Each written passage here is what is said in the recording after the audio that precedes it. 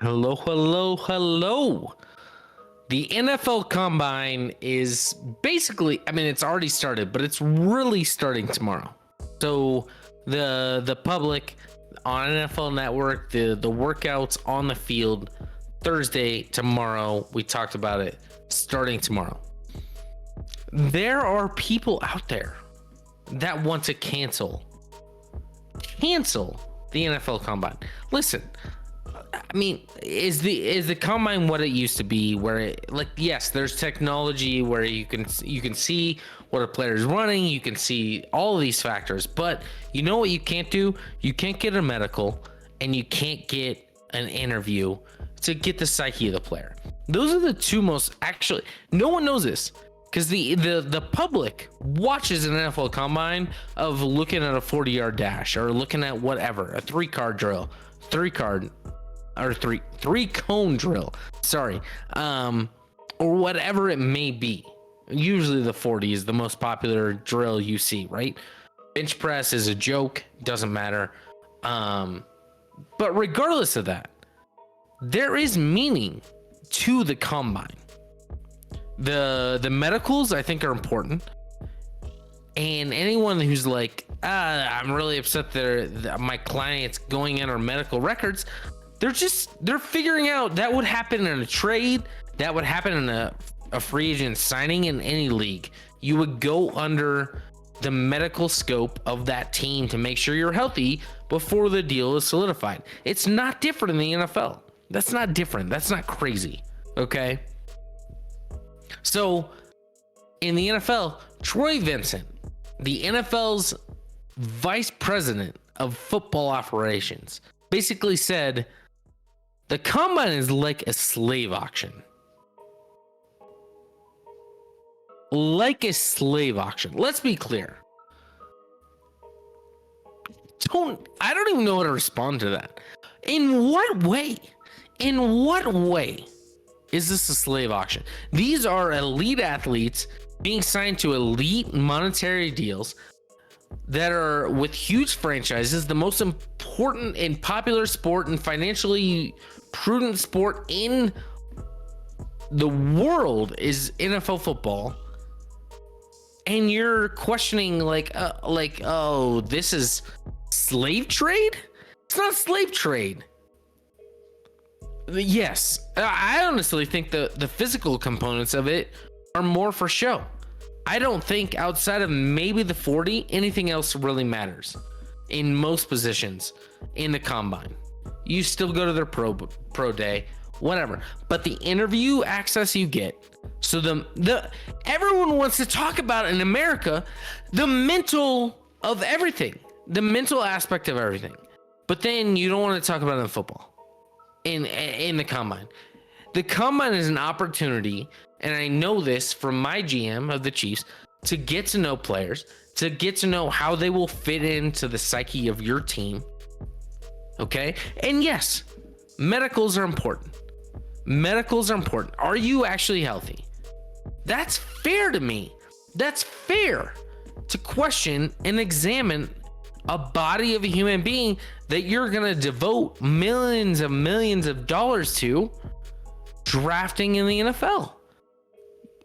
It happens everywhere else in trades. A trade could be voided instantly after a medical examination doesn't work out well. A free agent signing could be voided instantly because a medical doesn't go well. So why not get the medicals out of the way before we have this all-inspiring and crazy, incredible, awesome, entertaining draft that the NFL holds? The people that are holding the draft back, Troy Vincent or DeMaurice Smith, who's the NFLPA president or director, don't love entertainment. Apparently, they don't love it. They want to see these players protected for what? What are we protecting them from? These teams will still find out whether it's at the combine or not. Let's put it in the combine. Let's increase the intrigue of the NFL. Let's build the excitement for the NFL. Let's get these people that don't know these players that participate in the NFL combine to know these guys. If they go and on their pro day, they're on a D2 school and they run a 4.240, no one cares. But if they are in the combine and they run a 4.240, everyone will be paying attention to that guy. That helps that player. And guess what? In slavery, there wasn't a choice. Guess where people have a choice? You don't have to go to the combine as a player. You don't have to. You could decline. Anyone can decline. You could also go and not participate in some drills. Quarterbacks do it all the time. A lot of quarterbacks don't throw. They think they're high up. You can do whatever you want as the player. There's no rule that says you have to go to the combine. So what are we doing relating this to slavery? That's offensive, in my opinion, to anyone that was ever a slave. Like, this is not the same at all. Enjoy the moment. This combine is it's looking out for athletes. It's looking out for everyone. It helps teams. It helps players. There's nothing wrong with this combine. And by the way, it's great for the NFL. Back the hell off. You don't ever want to compare it to slavery. And really, anyone who's comparing it to anything else is just trying to build up shit that doesn't exist. And it makes me mad. There you go. Coming in hot, Scotty. Yeah, this is interesting, man. And honestly, like, I'm totally with you when it comes to, you know, when you are investing, all the pressures you have as a GM, all the pressures you have as a franchise to make your team good, and in everything that goes into that, on top of the money that you're spending and the investing of one dude or a handful of dudes, you should be able to ask some questions about various things like medical, like have the interviews, have all these things.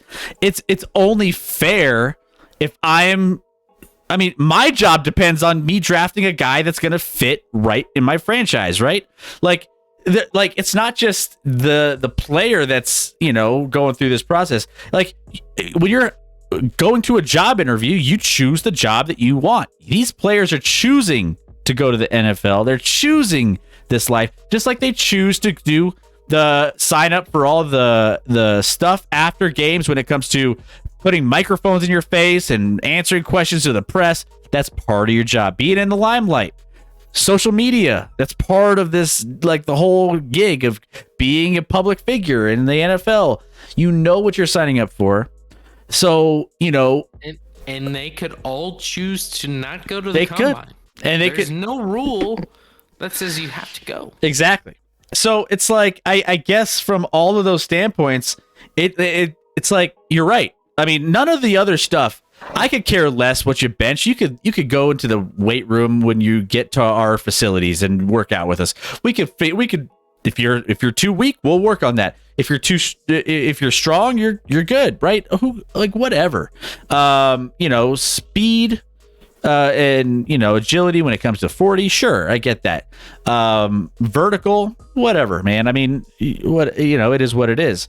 I just think that the most important aspects are those interviews of whether or not, you know, a guy like has red flags of the answers that he puts out there. You know, it's just, I don't know. I think it's part of it. Mental and physical health. So your physical health check and your interviews are by far the most important aspects to every team when it comes to the combine. The physical things that everyone else watches, like us as fans watch, are fun to watch, but most teams aren't.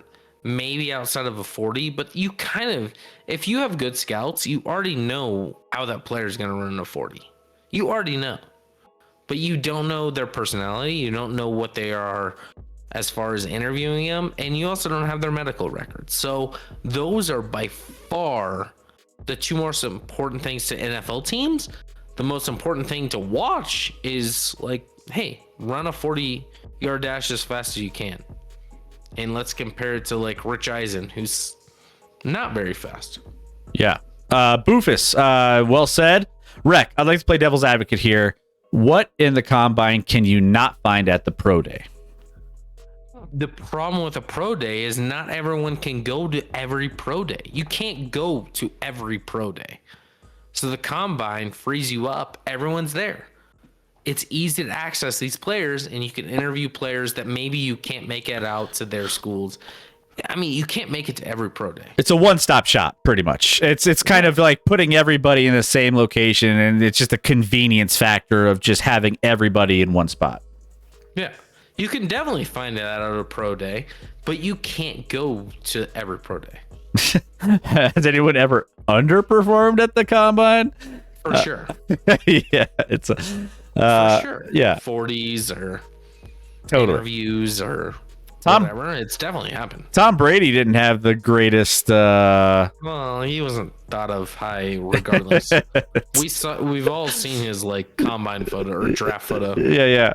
He was not the same Tom Brady we've seen now. No, not absolutely not. So I mean, I'm with you. I think it's silly to even like have this conversation and just put out the fact that it's related to slavery, and it's like now we're just grasping at straws, and I think it's a little aggressive on how you're pushing the narrative there. WD Kong, if you pull a hammy in the 40, I mean, yeah, sure. Injuries do happen, unfortunately, but what are we gonna do? Injuries can happen all the time, Anytime. Those same guys that got injured in the 40 also trained a lot for those 40s. So they could have got injured leading up to the 40s. They could have got injured in training camp. Like, we're just asking players to not do anything. They're training. They have to be elite at their position. They have to be the best at their position. They can't just not do anything in the offseason. Can they get hurt? Of course. I hope they don't. Yeah. Obviously. But it happens. Rex and Florida fans have told me that Anthony Richardson is overhyped because he gets rattled way too easily. Florida fans don't know what they're talking about. Well, there you go. There is the coming in hot on the NFL Combine. That is kicking off here in the next day or so. So go check that out if you have it. If you have access to watching it. It's it's interesting. I check the first day. I jump in on there and then I kind of fade out after a little bit, and I check out all the days. Yeah, I probably should check out all the days but they're always like broken records and different things happening. So there's always going to be some news coming out with the pro days, or I mean the combine stuff anyway. So